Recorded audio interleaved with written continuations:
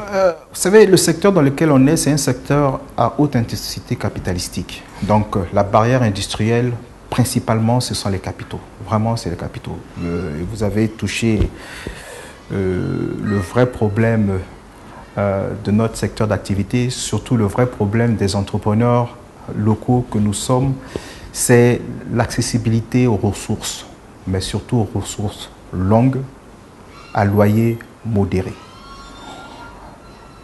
Je crois qu'aujourd'hui, je le dis, le vrai problème des entrepreneurs comme nous, c'est que nous avons aujourd'hui des ressources courtes, à loyer à taux d'intérêt assez important.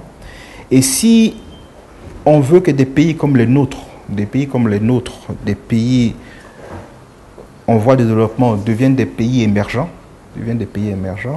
je crois qu'il faille une volonté politique très forte, mais vraiment une volonté politique très forte, d'aider les entrepreneurs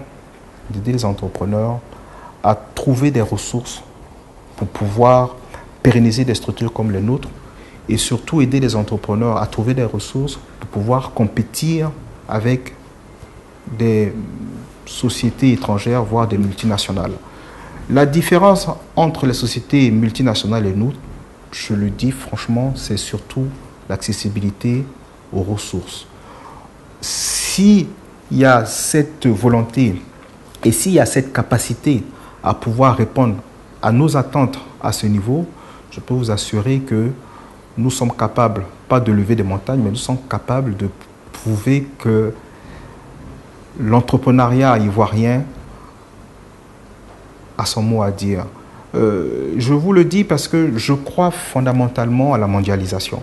Et quand je dis à la mondialisation, je crois à la mondialisation en termes d'affaires, mais je crois aussi à la mondialisation en termes de personnes. Et quand je dis de personnes, c'est que aujourd'hui, et je suis fier de dire qu'il y a 10-15 ans, il n'y aurait pas autant d'Africains, autant d'Ivoiriens qui essayaient de créer des affaires et créer des sociétés. Et je le crois d'autant plus qu'une structure comme CIMAT, nous sommes introduits en bourse en Europe en 2007 parce que pour moi, cette mondialisation passe aussi par la reconnaissance mondiale et la reconnaissance mondiale passe par les marchés. Et les marchés des capitaux permettent la pérennisation d'une structure, permettent une certaine notoriété, une certaine crédibilité, mais surtout ça permet de commercer ou de faire des affaires avec le reste du monde ou les autres pays.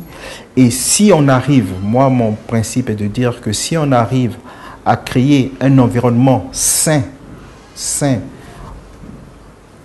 en prenant comme base notre socle, c'est-à-dire la Côte d'Ivoire, mais en essayant de voir à l'extérieur, je pense qu'il y a beaucoup de choses à faire dans ce pays, surtout pour nous et surtout pour les gens qui veulent investir.